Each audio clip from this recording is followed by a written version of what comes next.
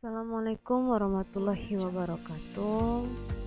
Alhamdulillahirrabbilalamin. Bertemu lagi bersama Miss Rizky dalam pelajaran PPKN ya. Apa kabar semuanya? Semoga dalam keadaan sehat dan selalu dalam lindungan Allah Subhanahu wa Ta'ala.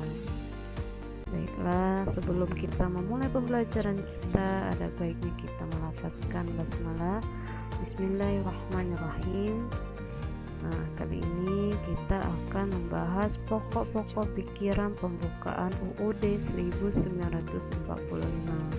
Sebelum itu, Miss akan sampaikan dulu tujuan pembelajaran kita kali ini, yaitu mengetahui kedudukan dan makna isi pembukaan UUD 1945, memahami pokok-pokok pikiran yang terkandung dalam UUD 1945, mengetahui hubungannya dalam setiap analia dan pembukaannya, lalu menerapkan sikap positif terhadap pokok-pokok pikiran dalam pembukaan UUD 1945. Baik, kita selanjutnya akan membahas isi dari pembukaan UUD 1945.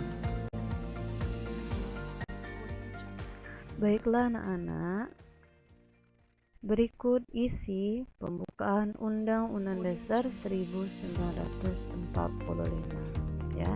Ini sering kita bacakan ketika upacara pada hari Senin di sekolah kita ya. Pembukaan bahwa sesungguhnya kemerdekaan itu ialah hak segala bangsa, dan oleh sebab itu maka penjajahan di atas dunia harus dihapuskan karena tidak sesuai dengan peri kemanusiaan dan peri keadilan, dan perjuangan pergerakan kemerdekaan Indonesia telah sampailah kepada saat yang berbahagia dengan selamat sentosa mengantarkan rakyat Indonesia ke depan pintu gerbang kemerdekaan negara Indonesia yang merdeka, bersatu, berdaulat, adil, dan makmur. Atas berkah rahmat Allah yang Maha Kuasa dan dengan didorongkan oleh keinginan luhur supaya berkehidupan kebangsaan yang bebas, maka rakyat Indonesia menyatakan dengan ini kemerdekaannya.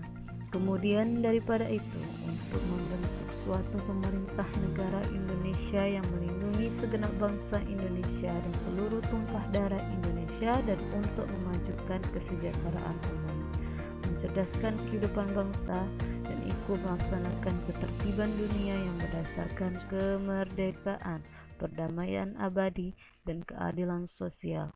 Maka disusunlah kemerdekaan kebangsaan Indonesia itu dalam suatu Undang-Undang Dasar Negara Indonesia yang terbentuk dalam suatu susunan negara Republik Indonesia yang berkedaulatan rakyat dengan berdasar kepada ketuhanan yang Maha Esa, kemanusiaan yang adil dan beradab, persatuan Indonesia, dan kerakyatan yang dipimpin oleh hikmat kebijaksanaan dalam permusyawaratan perwakilan, serta dalam mewujudkan suatu keadilan sosial bagi seluruh rakyat Indonesia.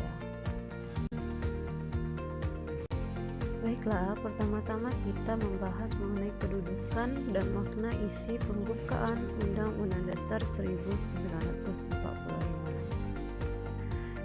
Undang-Undang Dasar 1945 terdiri dari pembukaan dan pasal-pasalnya. Yang kedua, pembukaan UUD 1945 terdiri dari 4 alinea. Alinea pertama, kedua, dan tiga memuat pernyataan terbentuknya negara Indonesia. Alinea keempat memuat dasar-dasar fundamental dasar-dasar negara. Lalu, pembukaan Undang-Undang Dasar 1945 memiliki pokok-pokok kaidah negara yang fundamental. Apa itu fundamental? Fundamental adalah paham yang menyatakan sebagai atau diyakini merupakan sebagai dasar-dasar atau asas-asas dari suatu negara. Lalu unsur-unsurnya mutlak. Dari segi terjadinya ya, ada jiwa proklamasi kemerdekaan dalam pembukaan UUD 1945, suasana kerohaniannya dan pembentukan negara. Lalu dalam segi isinya ya, pembukaan UUD 1945 ini memuat agama, cita-cita negara, tujuan dan dasar negara Pancasila. Lalu ada lagi pedoman dalam memuat pasal-pasal UUD 1945. Next slide, kita bahas mengenai makna pembukaan Undang-Undang Dasar 1945. Undang-Undang Dasar 1945 memiliki 4 alinea ya. Makna dari alinea pertama ya, kita ketahui dulu bahwa sesungguhnya kemerdekaan adalah hak segala bangsa, dan oleh sebab itu maka penjajahan di atas dunia harus dihapuskan karena tidak sesuai dengan peri kemanusiaan dan peri keadilan. Apa makna dari isi alinea pertama ini? Yaitu menunjukkan keteguhan dan kuatnya pendirian bangsa Indonesia dalam menghadapi masalah kemerdekaan melawan penjajah ya. Dengan pernyataan di atas, maka bangsa Indonesia ini bertekad untuk merdeka dan juga bersama-sama untuk menentang dan menghapuskan penjajahan di dunia ya.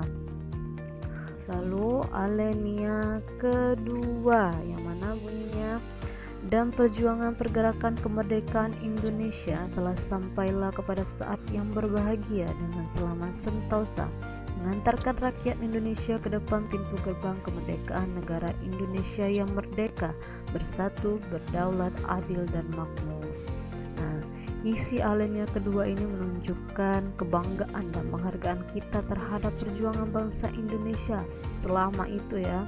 Jadi alinea ini menunjukkan ketetapan dan ketajaman penilaian dan para pejuang dan pendiri bangsa dan negara Indonesia, bahwa perjuangan kemerdekaan Indonesia ini telah sampai di tingkat yang kita inginkan ya, bahwa momentum ini juga bisa kita capai dan kita manfaatkan untuk menyatakan kemerdekaan.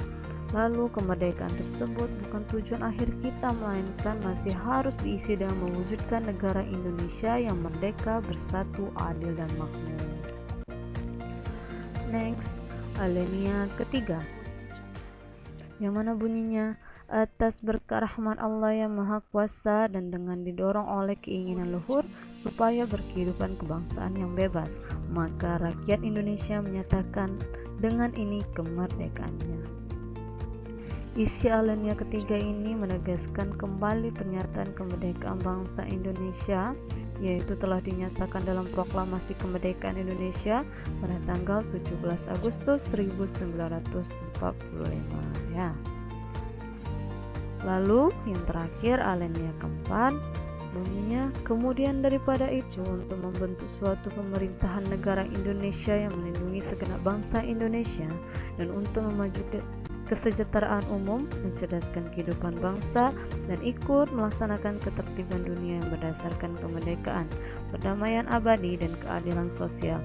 Maka disusunlah kemerdekaan kebangsaan Indonesia itu dalam suatu Undang-Undang Dasar Negara Indonesia yang terbentuk dalam suatu susunan negara Republik Indonesia yang berkautan rakyat dengan berdasar kepada ketuhanan yang Maha Esa, kemanusiaan yang adil dan beradab, persatuan Indonesia dan kerakyatan yang dipimpin oleh hikmat kebijaksanaan dalam permusyawaratan perwakilan, serta dengan mewujudkan suatu keadilan sosial bagi seluruh rakyat Indonesia. Nah, dari isi alinea keempat ini ya merupakan rincian lebih lanjut tentang prinsip-prinsip serta pokok-pokok kaidah pembentukan pemerintahan negara Indonesia setelah dinyatakan kemerdekaannya ya. Isi pokok yang terkandung dalam pembukaan Undang-Undang Dasar 1945 ini pada alinea keempat itu meliputi 4 hal dari prinsip-prinsip pokok kenegaraan, yaitu mengenai tujuan negara tersebut dari khusus maupun umum ya, dari sempit maupun luas. Ketentuan diadakannya Undang-Undang Dasar negara ini adalah untuk membentuk negara dan dasar filsafat dari negara tersebut. Next, arti pokok pikiran pembukaan Undang-Undang Dasar 1945. Di alinea pertama, yaitu artinya menegaskan bahwa negara melindungi segenap bangsa, wilayah, Indonesia itu seluruhnya ya. Jadi pokok pikiran pertama ini menegaskan bahwa dalam pembukaan Undang-Undang Dasar 1945 ini menerima pengertian negara persatuan, yaitu negara yang melindungi dan meliputi segenap bangsa dan wilayah Indonesia seluruhnya. Negara menghendaki persatuan di atas segala paham perorangan maupun golongan. Lalu alinea kedua menegaskan bahwa tujuan dan cita-cita yang ingin dicapai berdasarkan hak dan kewajiban warga negara ya. Jadi pada alinea kedua ini menegaskan suatu tujuan atau cita-cita yang ingin dicapai dan merupakan suatu sebab dari suatu tujuan, sehingga dapat menentukan cara dan aturan mana yang harus dilakukan dalam undang-undang dasar hingga sampai pada tujuan yang didasari dengan bekal persatuan. Cara dan aturan tersebut berprinsip pada rasa keadilan sosial karena setiap warga negara memiliki hak dan kewajiban yang sama sebagai warga negara.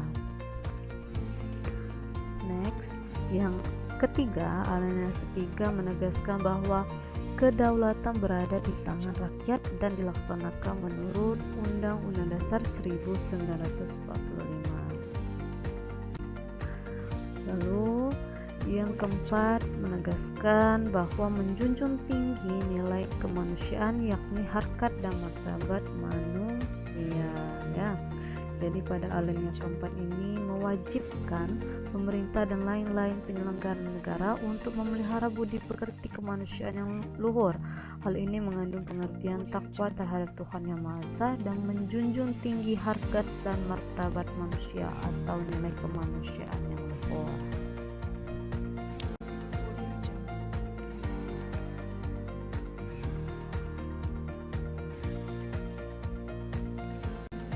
Terakhir, sikap positif pembukaan Undang-Undang Dasar 1945 ya.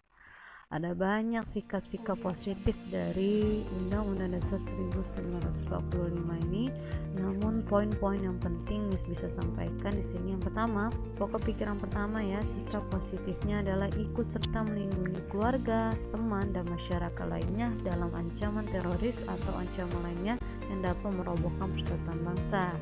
Yang kedua, pokok pikiran kedua membantu fakir miskin dan bakti sosial ya, melakukan bakti sosial.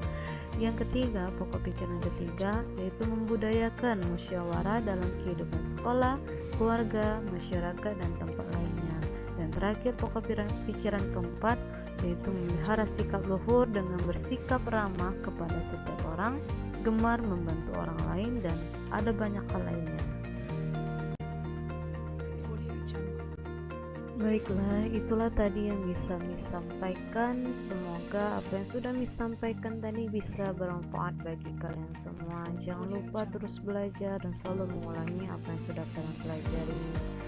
Sebelum kita menutup pembelajaran kita, ada baiknya kita melafazkan hamdalah, alhamdulillahirabbil alamin. Ucapkan terima kasih ya. Kita istighfar sama-sama sebanyak 3 kali. Astagfirullahaladzim, astagfirullahaladzim, astagfirullahaladzim. Subhanakallahumma wa bihamdika asyhadu an la ilaha illa anta astaghfiruka wa atubu ilaik. Walhamdulillahirabbil alamin. Akhiri, wassalamualaikum warahmatullahi wabarakatuh.